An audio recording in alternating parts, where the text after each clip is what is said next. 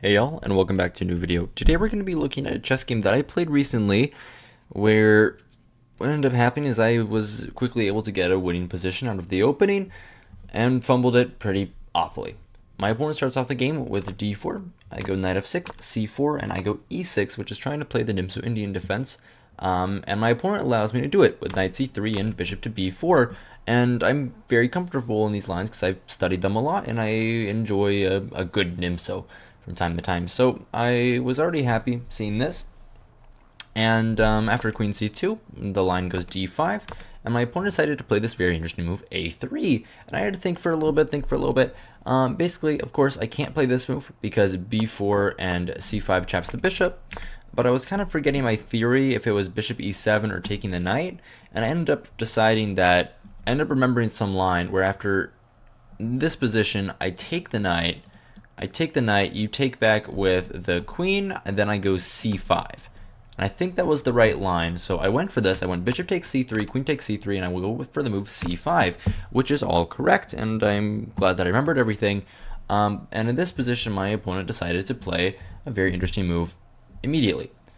My opponent played something that caught me off guard here with the very interesting move, bishop to g5, and I'm already kind of a little bit estranged about the position because I know that this is not in my notes. I don't think this position is in my notes because I didn't remember that this was any good for white, and I had to think a little bit. Of course, the most obvious move and the most natural move is c takes on d4, and after queen takes on d4, I can bring out the knight. But there I was a little bit concerned, and I had to calculate this. I was a little bit concerned of bishop takes f6, but then I realized I can take the queen, you take my queen, and then it ends with a fork on this square, and my knight is escaping after grabbing the rook. So I was okay, I'm going for that. I go c takes d4, queen takes d4, knight c6. My opponent can't take on f6 because of the line that I just showed. Of course, takes, here, and see my knight gets out, and his bishop, if the bishop tries to get out, my knight gets out. And if you try to trap my knight, I'm just going to pick up the bishop and be up material. So that would be good for me. My opponent is smarter than that, though. He goes with a different move, a move that is actually pretty stupid. My opponent goes with the move queen to h4, and already black has a monster advantage, which I can prove pretty quickly if I play the move queen to a5. And the point of this move, queen to a5, which I missed in the game, unfortunately, the point of this move, queen to a5, is that after the move b4, I take on b4. My opponent can't come back and block with the bishop because of knight to d2 check. Wait, give me a second. Knight to d2 here. Just queen a4 now. Okay, that makes sense. So yeah, we can just put that on. So if queen b4 and b4 takes here, and knight c2, king d1, and queen a4, and black would be winning the game. Simply because I have many threats. First of all, this is a threat.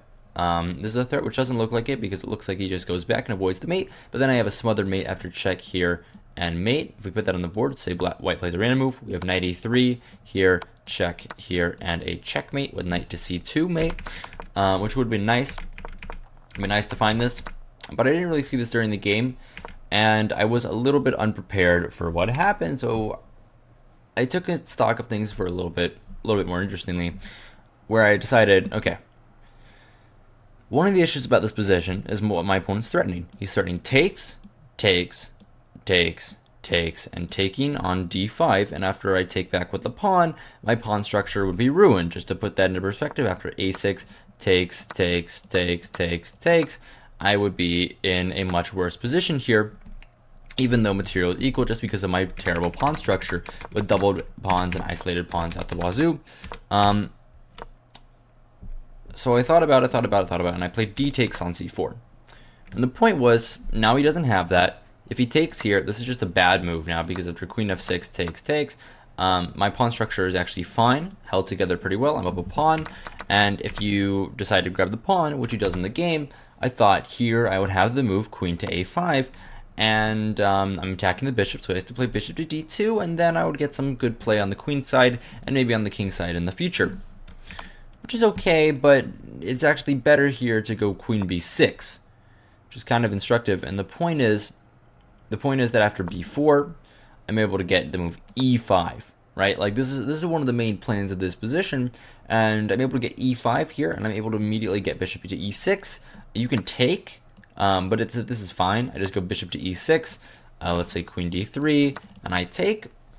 And as you can see, I have 3 pieces out, center control, and my opponent is just undeveloped. So I'd be winning in this position, would be nice, which would be nice. But instead, queen to a5, bishop d2, and then queen b6 is not correct, because I assume that the bishop has a better place to be now. Yeah, the bishop is able to go down to the c3 square and would be much better placed than he got in the game. But instead, my opponent goes b4 and gives me the advantage right back. And now I'm in business, and I'm able to play moves pretty quickly and pretty effortlessly and just kind of increase my advantage. I make a slight inaccuracy. I play castles because I couldn't really figure out my plan right away. I wasn't sure if e5 was now, and I was more or less looking at moves like this and going for some mate on f7, on f2 in some lines, which maybe that works, but it's a little bit hopeful. Not really something that would normally happen. Either way, e5 would have been much better, but instead castles can't be too bad of a move. Knight f3, and now I played the move e5 because I thought of a pretty interesting line, and the line goes like this. I calculated this all out pretty quickly. The idea, of course, is bishop to e6 is hitting the queen, and also kind of resisting some of the knight pushes in the future. And maybe I put my knight on this square in the future. There's a lot of ideas about e5.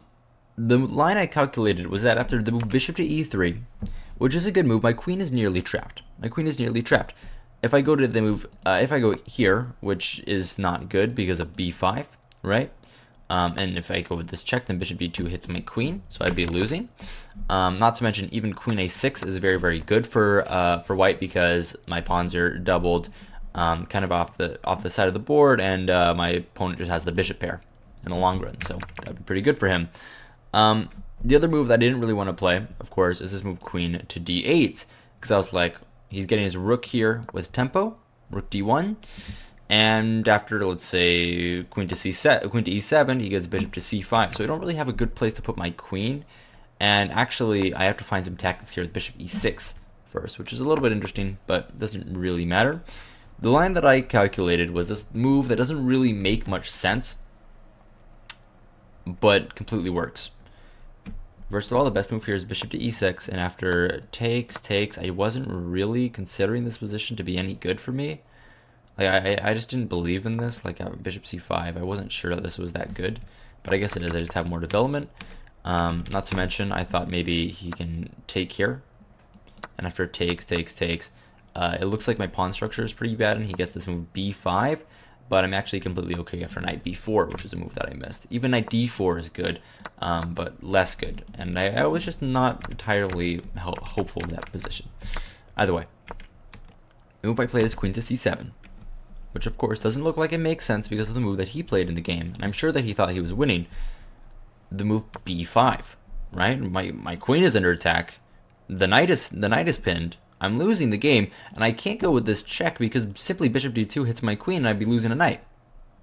So what is the idea? Well, the idea is to move bishop to e6, which is pretty cool, and my opponent doesn't have a good square for their queen. Because what they need to do in this position is they need to do a couple of things. They need to keep this pin going, because otherwise my knight is just going to be able to move.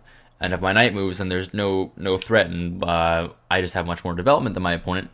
And also, one other thing that they have to do is that they have to keep an eye on the b4 pawn, and they're not able to do that. My opponent goes queen to c3, which is a good move. The reason why they have to keep an eye on the b4 pawn is because the threat is queen a5 and taking this pawn. That's the threat if my opponent's queen moves somewhere. So they have to do something quick. They go queen to c3. Now I'm just able to play knight e4, hit my opponent's queen away, and I'm winning the game, basically. My opponent goes queen to b2. I don't remember what was I going to play against queen c2? I think I was just going to play queen a5, and after bishop b2, I just grab it and win the pawn. Yeah, okay, that's obvious. But my opponent goes queen b2, defending the pawn on b4. And I just kind of thought, okay, well, black is probably doing pretty well here. Now I get queen a5. My opponent decides to go bishop d2, which is just kind of stupid. He has to go knight d2 here. makes a lot more sense. And then I play some move like knight d4, and we get into some interesting positions. You can't go here because of rook f or rook a to d8, just a rook to d8, and I'd be picking up the knight. For example, here is checkmate. Yeah, so this would have been very, very good for me either way, but my opponent goes bishop d2 and just kind of allows me to do whatever I want. Now after knight d2, my opponent has to go queen d2, because if knight takes on d2, then I can just go knight d4, and I'm like about to win the pawn. If my opponent goes a4, simply rook ac8, my opponent is dead. Just dead. They have no development. They're not able to get any development. Game over. G3 you can try. I mean, there's a fork already, right? So there's just no way. There's no way. Not to mention, like, the move knight here is a threat as well. Defended by the bishop, targeting the knight and the rook more, and it's just a tough position to play. Just a very, very tough position to play. So queen takes d2, queen takes b5, and black is simply up a pawn, but it's worse than that. Black has much, much more development than white. And I just thought I was already winning. I just thought, okay, black is winning. I'm probably going to win this game. This is going to be good because I've been on a little bit of a slump recently. I think I've lost a couple of rapid games in a row, and I don't like losing. So I was hoping that I could get some wins going here. My opponent goes e3, and I have to make a decision. The reason why I didn't play queen to b6 is because I thought bishop to d3, my opponent's getting rook b1 at some point. And he's also getting this, like, he's threatening like Greek gift sacrifice in some lines. Like, he goes here and threatens Greek gift sacrifice. And I was just a little bit worried. So after the move e3, there's a lot of moves that work. I go queen a5 in some lines, just lose the pawn, but it's fine. Queen a4 is the best move. I can go queen c5, for example. I mean, this looks a little bit deranged, but it's fine because I just win this pawn. It's an easy calculation. But I really should have gone queen b6. Instead I go queen d5, which is a mistake. Simply loses a ton of my advantage because the queens are pretty good here for black. Takes would happen, and I would be still better, but not as better as I could have been. Instead, after queen d5, my opponent doesn't do that and goes to the move bishop to e2. Now, what I have to do, I probably have to trade queens. Just trade and hope for the best. Trade and be up a pawn, I guess. But instead, I just bring my rook to the center because I thought it made sense. Of course, my rook needs to be there. I'm also threatening the queen, not allowing him to castle, which kind of became my whole plan in this position. At this point, I just kind of didn't want him to castle anymore. Queen to b2 is the move chosen. And I'm winning. Completely winning. But instead of the win, I go for the thing that I saw from afar, which was this move e4. Now this is kind of unforgivable. Queen a5 is winning the game. Queen a5 is winning the game because after here, I'm simply in time to double up. He cannot castle. If he goes here, I'm in time to double up. He still can't castle because he drops the knight.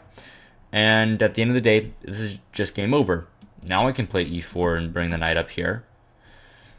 There's nothing for him to do. This would have been easily winning. But I don't play that. I go e4. Now knight d2 is the move chosen.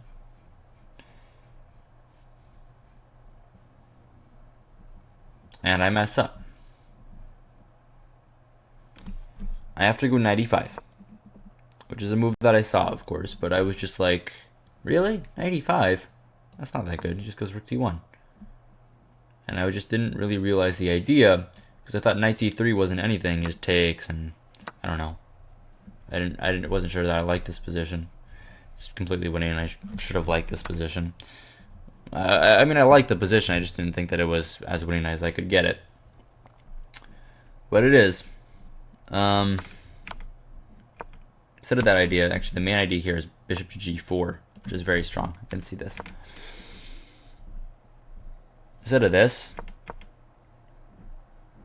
I go queen to a5, and I do the same thing that happens in the last position. And no, this is not losing just yet. The loss is coming. The loss is coming. Don't worry. But it's stupid, and this is just kind of a warning sign for what's about to happen. My opponent goes rook d1. Now, I have to think. And I'm thinking, you know what? My opponent's gonna castle, right? That's what my opponent's gonna do. He's gonna castle. What? How do I stop him from castling? I don't think there's a way to stop him from castling. Well, then if I'm not gonna stop him from castling, I have to like move my queen out of the way because then he's gonna be attacking my pawn, and my pawn is like really valuable. And I was just unsure. I just very very nervous here. Also, this pawn is hanging, and I'm just a little bit worried about that one too. So maybe I play b6. Maybe I do something else, and I just started panicking. And I just play a stupid move. I could have played anything here. I could have done so much here. The move is very easy. Queen g5 is the best move. Just attack this pawn. You can't castle because of bishop to h3. You can't take because of this, so you have to play g3. I take the rook, and this is just game. It's just game. There's nothing to be done here. I'm already like completely winning. There's nothing to do. But I'm so smart, so instead I do something else, and I play one square too early. I go queen to f5. Defending my pawn, but simply losing the pawn on b7. Although it's not over, I've lost most of my advantage, but black is still better. Black is still better. I lost the pawn and most of my advantage, but black is still better here with the move that I play. I was thinking about some lines. I'll think about this move knight e5 in some cases. Losing this pawn, but I thought that I might have chances here. I thought that takes, and like this pawn was weak, and I'd be able to push my pawn out of the way.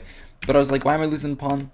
So I ended up going bishop to d5, which is correct. I have to play this move. I'm defending the knight, and there's some like threats of knight e5 now, and there might be some cool things in the future. My opponent. No, sorry, I thought they castled there. No, they go queen b2. I take the moment to bring my rook to the file. Rook b8, queen a1. And I just assume that I'm winning now again because my opponent's queen is on a1, which is just ridiculous. Why is my opponent's queen on a1? And I kind of just had to figure out a move. I couldn't think of a move. I had 2 minutes on the clock, so I was just trying to do something immediately. If I play knight e5, I just didn't see anything. Like, am I going to the d6 square? I don't want to go to the d6 square. I feel like that pawn just becomes a weakness, and I'm going to lose it at some point. But actually, that would be nice because then my light sword bishop opens up, and I get some mate threats in the future. But either way, I don't do that. I just play h6 because I'm like, well, now maybe I have something going here. And maybe I can like even do a rook lift. Even I can do a rook lift and go after his king. Now there's no back rank mate. My opponent castles, and I get way too fancy with it. I can go knight e5 in like 2 seconds. I can go rook d6 in 2 seconds. This is a lot less better of a move than knight e5, but it's still better than the move I played. Or I can do what I did in the game, which is get really hopeful that my opponent's going to blunder something and play the move bishop to e6, which is just a stupid move. It's just so stupid. I don't know why I played this. It's just like trying to get so hopeful. Like, the idea is that I want to go queen j6 now and then play this, but it just takes so long. My opponent's obviously gonna have something. Like, computer immediately gives h3 and there's no attack, which is just makes me like, okay. I mean, what am I supposed to do at this point? Opponent goes knight c4 though, which is a nice move. Just trying to get my pieces in, traded the one set of rooks. I can take. I didn't want to because I was like, why am I going bishop versus knight? I feel like the bishop is better. Taking is the best move somehow. So I go queen g6, threatening the move bishop to h3. And it is a threat because after g3 I would be winning the rook, right? And you can't stop mate in any other way. My opponent decides to go rook takes d8, trade one set of rooks, rook takes d8, and he plays the move knight to e5, which is a nice move. Attacking my queen, making me do something. I have to trade the knight. My opponent takes back with the queen. And now I have to figure it out. Now bishop h3 does nothing because of queen g3, and there's just nothing here. Takes. Now my bishop has to go back. And I mean, what have I done really? There's not much really going on. I guess I can argue that I'm first this pawn, but not really that much anymore. Instead of bishop to h3, I figure out the best move, which is, in my opinion, the move rook to d2. Hitting the bishop and trying to come over here in some lines, going after this pawn. My opponent goes bishop to h5, and white is losing again. But with 53 seconds on the clock, I'm unable to find this. I play the second best move. Like, don't get this move that the computer is arguing is kind of insane. I played queen f5 because I'm like, okay, queen f5 makes a lot of sense. But I missed the tiny, tiny little detail. I missed this one detail. The best move here is queen to g5. And the reason why this is the best move is genuinely kind of shocking, but it makes a lot of sense. It's very, very simple. It's just that after the queen trade, my bishop is better placed on this square than it is on this square. Pretty simple, right? Pretty simple, right? But for some reason, I couldn't get that into my head. I couldn't get that into my head because the bishop is just a better piece here. Just a better piece here. But for some reason, I thought, well, if the bishop's on this square, then maybe I can get some play going on the king side with some like g6 and h4, which I thought would be interesting. Takes. And maybe I can go for g6, h5. Maybe I can get some play on the king in these lines. I don't know. I thought it might be cool. Might be cool to find out. But no, this is wrong. And with 50 seconds on the clock, it's very, very hard to play. Rook a1. I go g6, hitting the bishop out. His bishop goes to d1. I bring my bishop back to e6 because I have to. I'm also stopping this bishop to that square move. And what is that square? Oh, I'm b3 to b3 because of course that's good. And my opponent has some weaknesses. My opponent goes for king f1. I go for this check. My opponent goes king e1. I go rook b2, still trying to control this light squared bishop and stop him from doing a lot of things. Rook c1 would have been a nice try here. And after bishop d3, this actually happens in the game. Oh, I didn't think this happened in the game. Huh. No, but in this position, my opponent could probably try to be a little more aggressive. Like he could play something like, I don't know, maybe check. King g7, go for something like this. I don't know. There's like some ways for white to put some pressure on black, but my opponent doesn't decide to do it. And after bishop to d3, I'm already okay. But if you're noticing everything properly, I mean, black isn't okay here. The reason why black isn't okay is not because of anything in the position. The reason why black isn't okay is because black is down 3 minutes on the clock, and black is probably going to lose this game. Rook to a1 back. I have to play quickly. I play a6. My opponent goes h4. I go king g7. My opponent goes g4. I go king f6. My opponent goes a4. And I go king to e5. And I'm like saying, okay, maybe this pawn is going to be a weakness in the future. I don't know. I'm going to try to go for something. Maybe I go for this move in the future. Maybe. I'm going to try to do something. a5 is an inaccuracy. Black is actually better here. I go king d5. Not kind of realizing why black is better. I have to go bishop to c4. I have to go bishop to c4 here. This is kind of what I have to do, and I get some good play after a move like bishop. I'm sorry, because I'm like blocking this in all lines, and I'm able to like bring my rook into like a different square. I'm able to like trade rooks now with rook a1, for example. Yeah, but anyway, king d5 isn't the worst move in the world. My opponent goes g5. I go h5, blocking down that side of the board.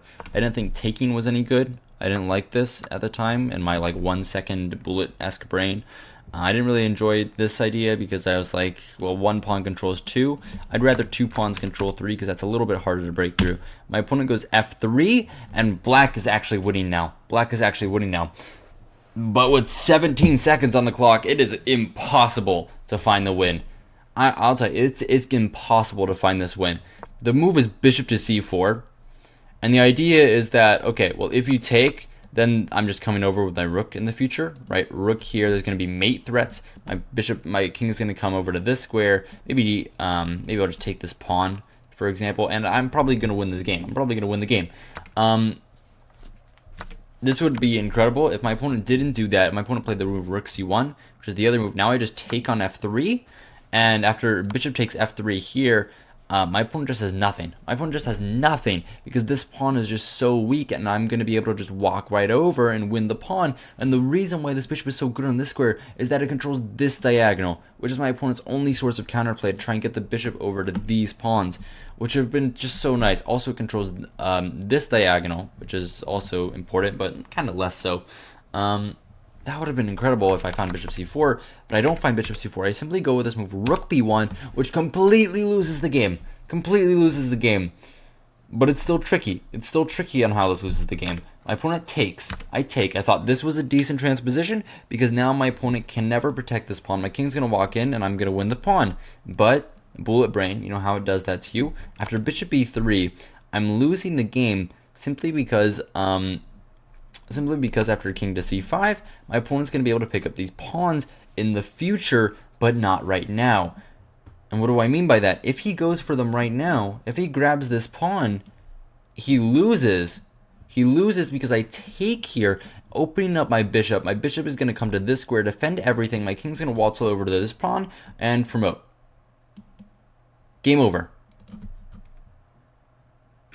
The reason why this is so winning for white is that white can just make any move, and it's over. They have to play f4. Stop my pawn from taking here. I cannot defend these pawns. I cannot. There's no way for me to defend these pawns, and I'm simply not in time. My opponent's pawns are faster. He can sack some lines. There's no way for me to defend my pawns. But he goes here. And I'm winning again. And I find the right move. And it's over. This is game over. I'm about to win this game where I have like 20 seconds on the clock. And if I just play fast enough, I can win this game. My opponent goes king f2. And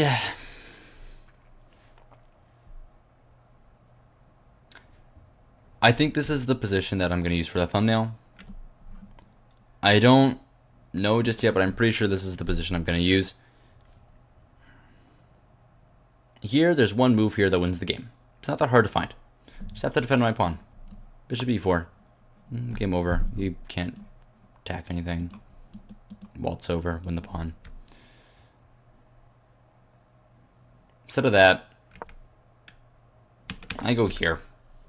And now it's game over because after king f3, king a5, my opponent goes e4. And bishop is blocked. I will lose the pawn. I can resign here, but of course, maybe. You never know. But no. And no. And no. And that's game over. This is a pretty interesting game. This marks my, I think this is my 5th loss in a row. In a while. Yeah, I was up to 2260, but now I am not up to 2260 anymore. Hopefully I can come back from this. I've been playing a lot of Blitz recently. Maybe I should stop doing that, play more Rapid. I don't know. Either way, that's all I've got for you today. Hope you guys enjoyed. Hope you guys found this entertaining, instructive, all of the above. If you did, remember to like, subscribe, don't let all these YouTubers tell you to do. And yeah, that's it. Good evening and good night.